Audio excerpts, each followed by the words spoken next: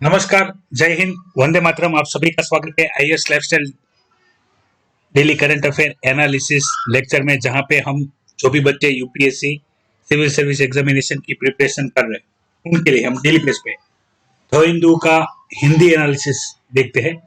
जो प्रीलिम्स और mains exam point of view, जो सबसे ज्यादा अधिक महत्वपूर्ण जितनी भी न्यूज है उसकी डिस्कशन में आपके साथ करता हूँ, जिसमें हम मैं आपको एग्जाम के टॉपिक के अनुसार जो भी कोई टॉपिक डिस्कस हो रहा है वो जीएस के किस पेपर में हम डिस्कस करें उसकी इन्फॉर्मेशन देता हूँ। और काफी सारी ऐसी भी हिस्टोरिकल इन्फॉर्मेशन आपको देता हूँ जो एडिटोरियल में नहीं दी गई होती है, लेकिन आपको समझने के लिए जरूरी है। तो उसकी भी मैं आपसे डिटेल में डिस्कशन करता हूँ। जो भी बच्चे नए हैं वो भी द हिंदू पीडीएफ फ्री में डाउनलोड करना चाहते हैं तो आप हमारी टेलीग्राम चैनल ज्वाइन कर सकते हैं, जिसका लिंक वीडियो के डिस्क्रिप्शन में अवेलेबल है। इसके टॉप पे एक लिंक पिन की गई है, उस लिंक को फॉलो करके आप द हिंदू पीडीएफ फ्री में डाउनलोड कर सकते हैं। और आपने यदि टेलीग्राम चैनल ज्वाइन ना की हो तो कर लेना, क्योंकि daily current affair analysis lecture की नोटिफिकेशन आपको वहां पे मिल जाएगी। और इसके अलावा यदि आप यूपीएससी सिविल सर्विस एग्जामिनेशन के previous year question paper download करना चाहते हैं तो आप हमारी वेबसाइट islifestyle.com की मुलाकात ले सकते हैं और वहां से जो क्वेश्चन पेपर है उसकी पीडीएफ डाउनलोड कर सकते हैं। सिलेबस भी आपको वहां पे मिल जाएगा। तो आज के काफी सारे टॉपिक है, लेकिन उसमें जो महत्वपूर्ण है उसकी डिस्कशन करेंगे। रिपीटेड टॉपिक ज्यादा है, ठीक है, तो उसमें जो इन्फॉर्मेशन मैंने आपसे शेयर की थी उसी इन्फॉर्मेशन के अलावा जो भी एडिशनल इन्फॉर्मेशन है उसकी मैं आपके साथ डिस्कशन करूंगा। जो पहला टॉपिक है वो हमारे पड़ोसी देश चाइना के बारे में, दोनों मिला के एक ही बात करेंगे। इन्फॉर्मेटिव ज्यादा है और ये सारे पॉइंट हमने डिस्कस किए हुए हैं एलएसी को लेके। जब से एलएसी पे डिस्प्यूट चल रहा है इंडिया और चाइना के बीच में, इंडियन आर्मी और पीएलए के बीच में, तो वो हमने सब पॉइंट डिस्कस किए हुए हैं। जिसमें जो आज सबसे अधिक महत्वपूर्ण है, करंट पेज पे भी न्यूज आई, उसकी भी बात करेंगे। लाइन ऑफ एक्चुअल कंट्रोल है वहां पे ईस्टर्न लद्दाख में जो एक्टिविटी की जा रही है चाइनीज सोल्जरों के द्वारा, तो वो देखेंगे। और सबसे बड़ी जो चीज आज जो बात हो रही है वो है no man land patrol by both side, ठीक है। इंडिया और चाइना के दोनों के साइड से जो एलएसी है उसके नजदीक नहीं आना, उस प्रकार से बात की जा रही है। और जो इसके अलावा महत्वपूर्ण है, जैसे इंडिया और चाइना के बीच में जो चाइनीज की बात करें तो फाइव फिंगर वाली जो उनकी एनॉक्स करने वाला जो एरिया था उसकी बात करें तो तिब्बत के बाद, ठीक है, आप देख सकते हैं तिब्बत लेने के बाद जो बाकी बचते एरिया जैसे लद्दाख है, नेपाल है, भूटान है, सिक्किम है और अरुणाचल प्रदेश है। अरुणाचल प्रदेश को वो लोग साउथर्न तिब्बत कहते हैं, ठीक है। तो वो एरिया एनॉक्स करने के लिए उनके द्वारा बार बार एक्टिविटी की जाती है। इंटरनेशनल बॉर्डर की भी मैंने आपसे डिस्कशन की थी, जॉनसन लाइन, मैकमोहन लाइन, ठीक है। तो ये सारी जो बॉर्डर से जुड़े डिस्प्यूट है उसकी भी मैंने आपसे डिटेल में डिस्कशन की है वीडियो में, कि चाइना एरिया में किस प्रकार से अपना जो सोल्जर है वो एक्टिविटी बढ़ाता है। जैसे बॉर्डर है एलएसी हो गई तो वहां से वो क्या करेगा कि जो मेन बॉर्डर है वहां से वो 20 कदम आगे आ जाएगा, ठीक है। उनको रोका जाए तो ठीक है, ना रोका जाए तो फिर से वहां से फिर उसकी जो नई लाइन है वो ये हो जाती है। और रोका जाए तो वो फिर से 10 कदम क्या हो जाएगा, 10 कदम पीछे चला जाएगा, फिर भी उसके पास 10 कदम जितनी जगह बढ़ जाती है और ये करता ही रहता है, ठीक है। ये उसके है। दूसरी हमने इसकी स्ट्रेटेजी में डिस्कशन किया था, ठीक है, वो यहाँ पे नहीं बताया गया है लेकिन आपको पता होगा। जैसे अपना लद्दाख लद्दाख वाला एरिया है और अरुणाचल प्रदेश वाला एरिया, मैकमोहन लाइन वाला एरिया, यानी इंडिया से ही हमने देखा था 1960 के टाइम में कि उन्होंने जवाहरलाल नेहरू को ही ऑफर दिया था कि भाई आप हमको लद्दाख वाला जो एरिया है, ठीक है, जिसको हम अक्साई चीन वाला एरिया कहते हैं, वो एरिया हमको दे दो तो हम आपका जो मैकमोहन लाइन वाला एरिया है, अरुणाचल प्रदेश वाला एरिया है, वो अपना क्या करेंगे, उसको हम छोड़ देंगे। यानी अपना इंडिया का ही दोनों एरिया, अरुणाचल प्रदेश भी इंडिया का एरिया है और लद्दाख भी इंडिया का एरिया है। अपने एरिया से वो हमसे ही क्या करते हैं, हमको ये ऑफर देते हैं कि आप एक को स्वीकार लो तो दूसरा हम जाने देंगे। और ये सेम स्ट्रेटेजी वो नेपाल, भूटान और बाकी बीच जहाँ पे भी उनका बॉर्डर का डिस्प्यूट चलता है उनके साथ वो करता रहता है। तो ये सारी इंफॉर्मेशन थी चाइना की जो एरिया एनॉक्स करने वाली थी, तो इसके बारे में हमने डिटेल में डिस्कशन किया हुआ है। यदि आपने पुराने जो लेक्चर है, ठीक है, जो बॉर्डर लाइन वाले हैं और उसके अलावा जो उनकी स्ट्रेटेजी है इंडिया को लेके, एरिया नॉक्स को लेके, तो आप देख सकते हैं। एक महत्वपूर्ण इंफॉर्मेशन है, ये भी हम डिस्कशन कर चुके हैं, फिर भी एक बार आपसे रिपीट कर लेता हूँ। वो है SFF, स्पेशल फ्रंटियर फोर्स। तो इसका गठन हमने जब 1962 में जो वॉर हुई थी, ठीक है, उसके बाद किया था। चाइना की जो बॉर्डर की एक्टिविटी थी, LAC पे जो एक्टिविटी थी, उसको काउंटर करने के लिए। अभी इस फोर्स के बारे में मैंने आपको डिटेल में इंफॉर्मेशन दी हुई है, फिर भी जो कुछ कुछ पॉइंट है तो आपको पता होना चाहिए, वो मैं आपको बता देता हूँ। जैसे स्पेशल फोर्स है, ठीक है, ये स्पेशल फोर्स में जो पर्सन है, जो कार्य करते हैं, वो आर्मी से आते हैं, लेकिन इसको रेगुलेट करता है, इसको ऑर्डर देता है रॉ, ठीक है। ये रॉ एजेंसी के अंडर में कार्य करती है, जबकि इसके सारे जवान आर्मी से बिलोंग करते हैं। स्पेशल फोर्स है जो कि चाइना की एक्टिविटी LAC पे जो भी हो रही है उसको काउंटर करते हैं और इफेक्टिवली काम करते हैं। ये हमारी स्पेशल फोर्स है। और इसके अलावा भी तिब्बतन एरिया में जो प्रॉब्लम चल रहा था, ठीक है, जहाँ पे हमने दलाई लामा जी को शरणागत दी थी इंडिया में, तो वो पॉइंट भी मैंने आपसे डिस्कस किया हुआ है। जिसको चाइना है वो उसको टेरर यानी चाइना के दुश्मन दिखाता है, जिसको शरणागति देने का कार्य किसने किया है, इंडिया ने किया है। तो ये सारे पॉइंट है LAC को लेके, तो वो हमने डिटेल में डिस्कस किए हुए, फिर भी आप पढ़ लीजिएगा तो आपको समझ में आ जाएगा। और जो भी बच्चे नए हैं वो अपने पुराने लेक्चर है जहाँ पे मैंने सारे SFF और बाकी सारे पॉइंट डिस्कस किए, वो लेक्चर देख सकते हैं। फिर एक इम्पोर्टेंट डिस्कशन आया है, वो आया है हेल्थ वर्कर को लेके, ठीक है। तो उनकी भी सेफ्टी जरूरी है, वो यहाँ पे चीज को हाईलाइट किया गया है। जो थीम है WHO की, उसके ऊपर जो सितंबर 70 है, उस दिन को हम वर्ल्ड पेशेंट सेफ्टी डे के लिए सेलिब्रेट करते हैं। तो यहाँ पे क्या किया जा रहा है, कहा जा रहा है कि जो WHO है वो फोकस कर रहा है कि भाई चलो, कोरोना वायरस जो पेंडेमिक है उसमें सबसे ज्यादा महत्वपूर्ण रोल रहा है, वो रहा है हेल्थ वर्कर का, ठीक है। डॉक्टर, नर्स, फार्मासिस्ट, कंपाउंडर, जितना भी हॉस्पिटल स्टाफ है, सभी क्लीनिंग से के वार्ड बॉय तक सब लोग, तो उनका रोल सबसे महत्वपूर्ण है। यदि पेशेंट की जिंदगी को और पेशेंट को कोरोना वायरस की जो इन्फेक्शन है उससे बचा सकता है, या तो उसको अच्छे से रख सकता है, उसकी जो इम्प्रूवमेंट है, हेल्थ इम्प्रूवमेंट है, वो कर सकता है, तो वो है हेल्थ वर्कर, डॉक्टर, नर्स और फार्मासिस्ट, वो सभी, ठीक है। तो उनकी लाइफ मैटर करते हैं। यदि वही नहीं है, ठीक है, या उनको किसी भी प्रकार से इन्फेक्शन लग जाता है, तो ये हम जो कोरोना के खिलाफ जंग है, ठीक है, वो आसानी से जीत नहीं पाएंगे। तो उस चीज को यहाँ पे हाईलाइट किया गया है। थियोरेटिकल टॉपिक है, आप सारे पॉइंट है जो आप आसानी से समझ सकते हैं, ठीक है। इसमें इतना कोई हार्ड एंड फास्ट कोई है नहीं थ्योरी, जो आपको पता हो वो ही आप समझ सकते हैं। तो आप रीड कर लीजिएगा, हेल्थ केयर सेक्टर पे है, इम्पोर्टेंस दिया गया है।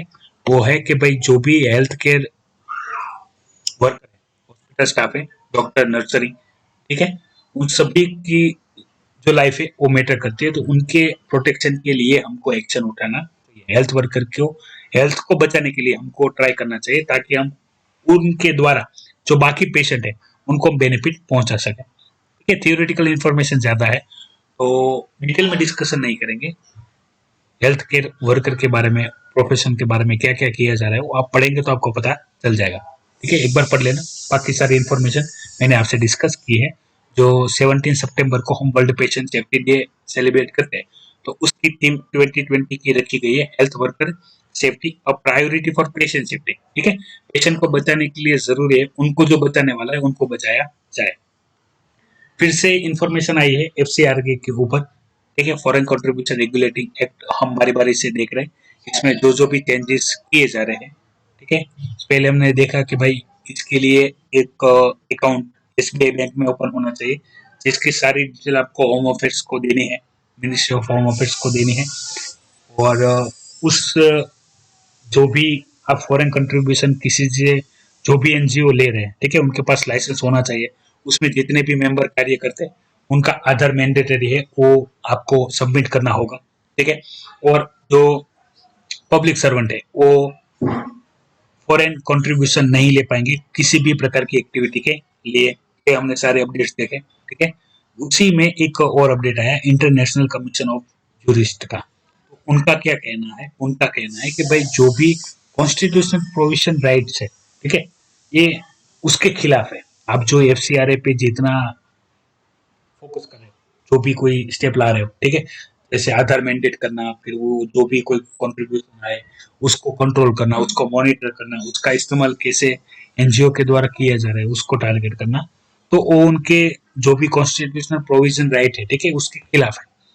क्योंकि इससे क्या होगा कि भाई मान लो कि भाई जो भी कोई एनजीओ है, ठीक है, अब एनजीओ का टॉपिक आपको इंडियन पॉलिटी के अंदर प्रिपेयर करना है क्या, एनजीओ, एसएचजी, ठीक है, फिर प्रेशर ग्रुप, तो ये सभी जो टॉपिक है जो आपको क्वेश्चन आते हैं जीएस पेपर 2 के अंदर, तो टॉपिक तैयार करना है। वहां पे मैंने आपको बताया था कि भाई जो भी एनजीओ है, नॉन गवर्नमेंटल ऑर्गेनाइजेशन है, उनका कार्य क्या है, उनके अच्छे कार्य क्या है, उनके फायदे क्या है, नुकसान क्या है, सभी चीजें वो आपको पता होना चाहिए।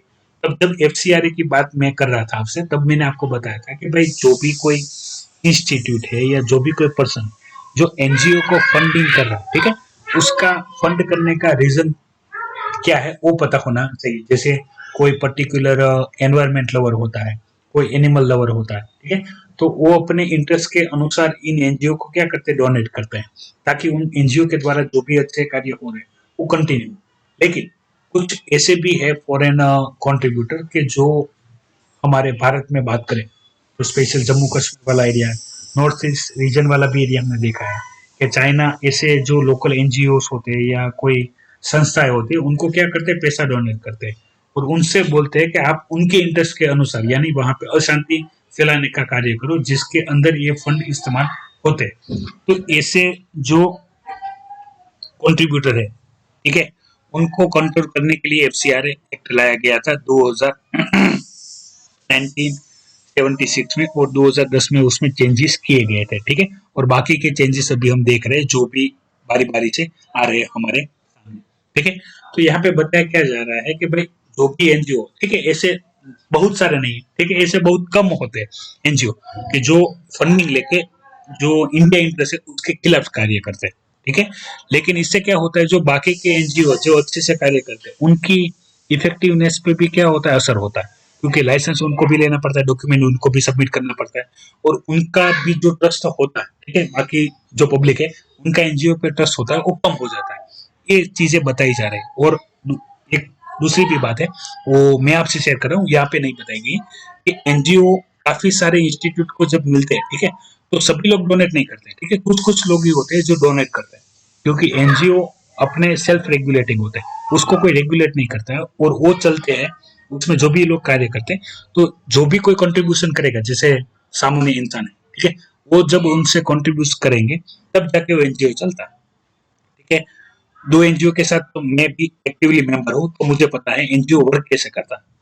जैसे कि एक एनजीओ में आप कोई भी कार्य करें, उसमें सबसे ज्यादा जरूरी है कि पब्लिक उसमें कंट्रीब्यूशन करे, ताकि उस कंट्रीब्यूशन से एनजीओ द्वारा जो भी कोई एक्टिविटी की जा रही है वो अच्छे से हो, उनके द्वारा जो कार्य किए जा रहे हैं वो अच्छे से हो, ठीक है।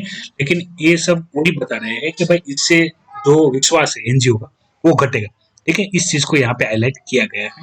ये एफसीआरए के ऊपर हमने पूरे साल डिस्कशन किया हुआ है, तो ये टॉपिक आप डिटेल में प्रिपरेशन कर दीजिएगा, ठीक है, ताकि कोई भी क्वेश्चन आए तो आप अच्छे से लिख सकें।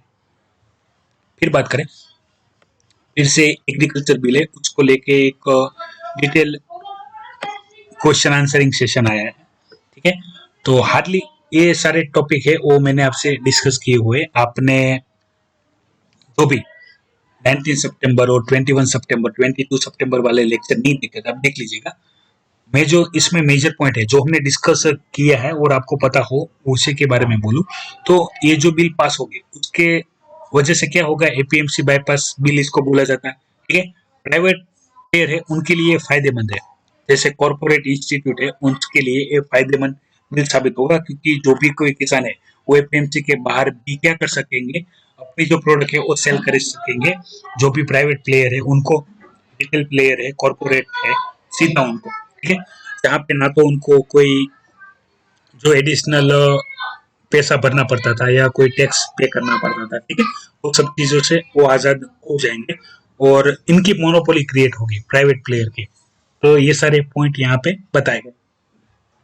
आपको करना क्या है, जो भी कोई बिल है उसमें जैसे एसेंशियल कमोडिटी बिल है और farmer produce trade and commerce bill है, तो इनके जो प्रावधान है, ठीक है, मेजर जो प्रावधान है वो आपको देख लेना है, जो मैंने आपसे ऑलरेडी डिस्कस करके रखे हुए हैं, ये आप नोट्स कर लीजिएगा, ठीक है। क्योंकि फार्मर बिल पे यदि आपसे कोई आर्गुमेंट पूछे जाए तो आप कॉन्क्रीट आर्गुमेंट जो है, कॉन्क्रीट बातें वो लिख सके, ठीक है। जो व्हाट्सएप में इंफॉर्मेशन उनकी है वो नहीं लिखनी, क्योंकि उसमें कितनी सच्चाई है वो आपको देखनी पड़ेगी कि आप क्या पढ़ रहे हैं, प्रावधान असल में क्या है उसका। जैसे अभी तो बिल राज्यसभा में भी पास हो गया है, ठीक है, एक्ट बन के आ जाएगा, तो इसके इफेक्ट एपीएमसी पे क्या होंगे, किसान पे क्या होगी, उसकी आय बढ़ेगी कि घटेगी, मोनोपोली किसकी क्रिएट होगी, किसको बेनिफिट हो सकता है, किसी भी प्रकार से क्वेश्चन आ सकते हैं। जरूरी नहीं है हिंदू में जो बेनिफिट बताए गए फार्मर को उसी पे क्वेश्चन आए, ठीक है, इसके अलावा भी आ सकते हैं, और इसका क्या इम्पैक्ट होगा वो हम आने वाले भविष्य में ही देखेंगे कि भाई इससे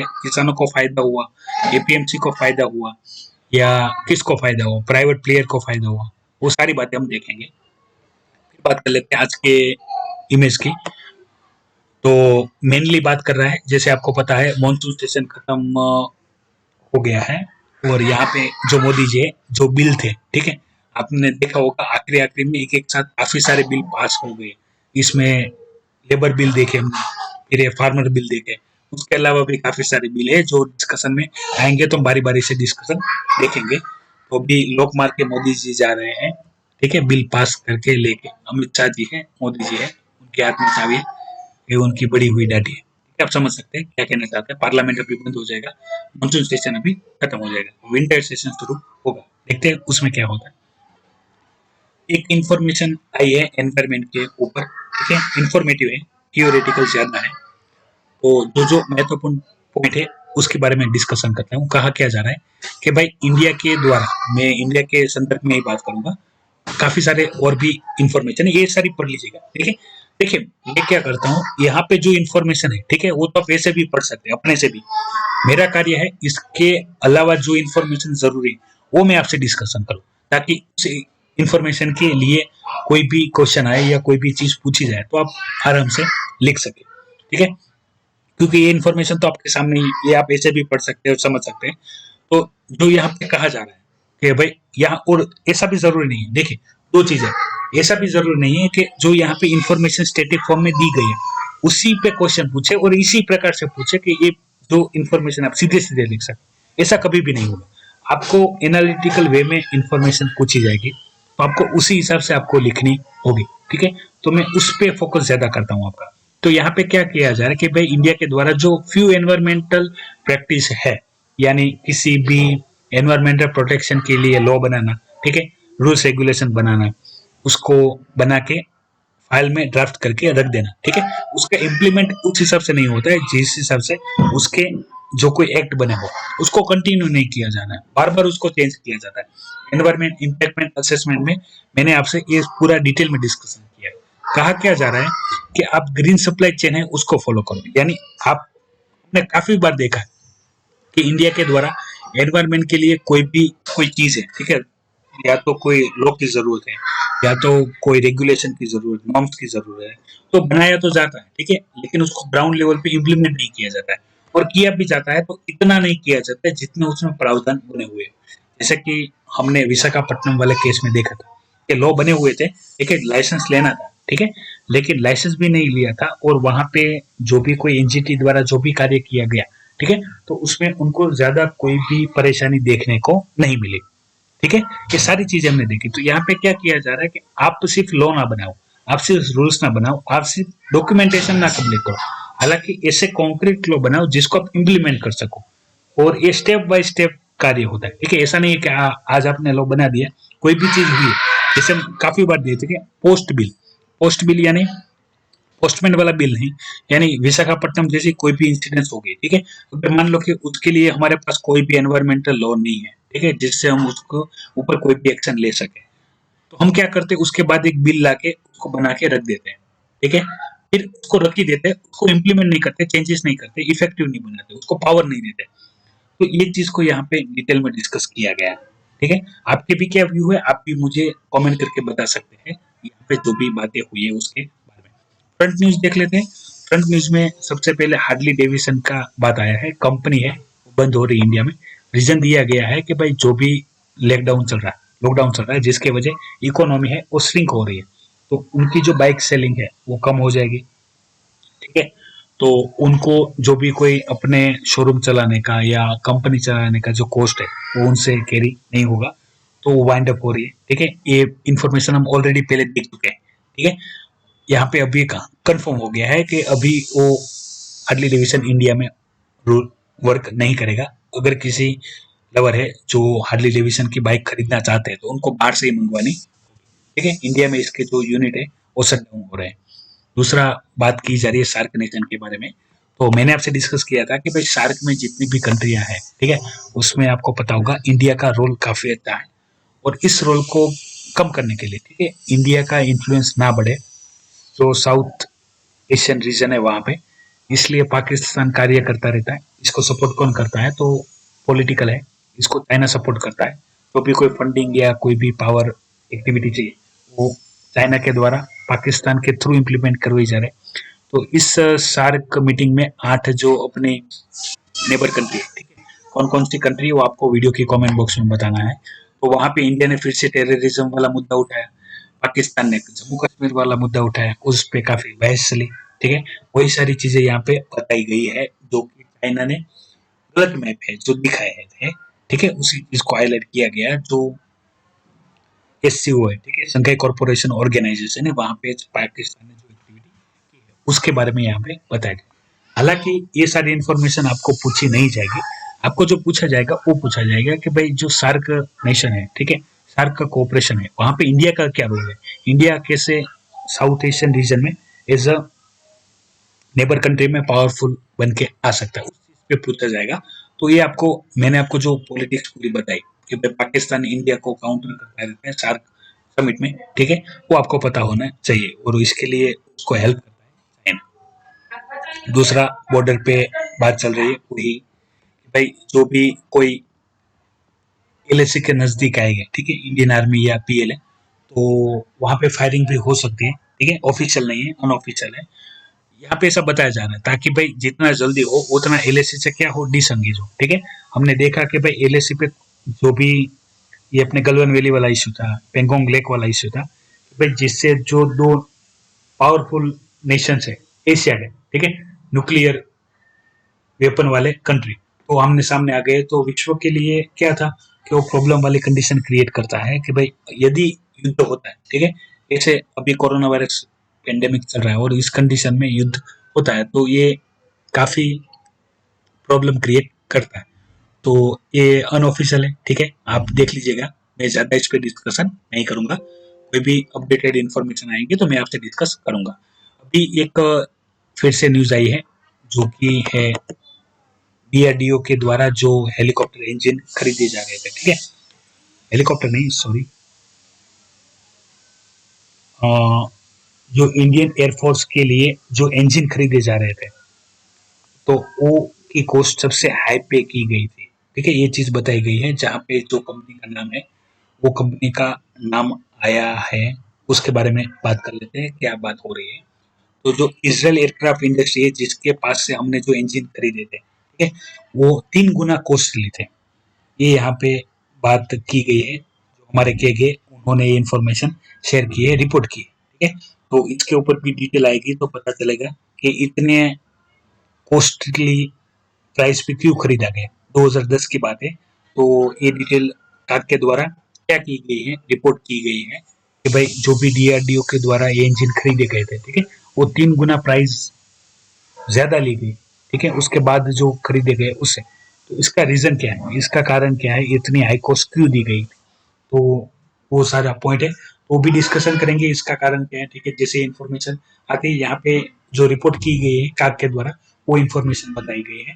तो आपको काग का रोल क्या है, ठीक है, ऑडिटिंग के अलावा, जैसे उनके पास कंट्रोलर पावर नहीं होगी, वो सारी चीजों पे क्वेश्चन आ सकता है, अटॉर्नी जनरल पे भी क्वेश्चन आया है, काग के कार्य को लेके भी क्वेश्चन आया है, तो ये सारे ऐसे एग्जाम्पल है जो आप वहाँ पे कोट कर सकते हैं।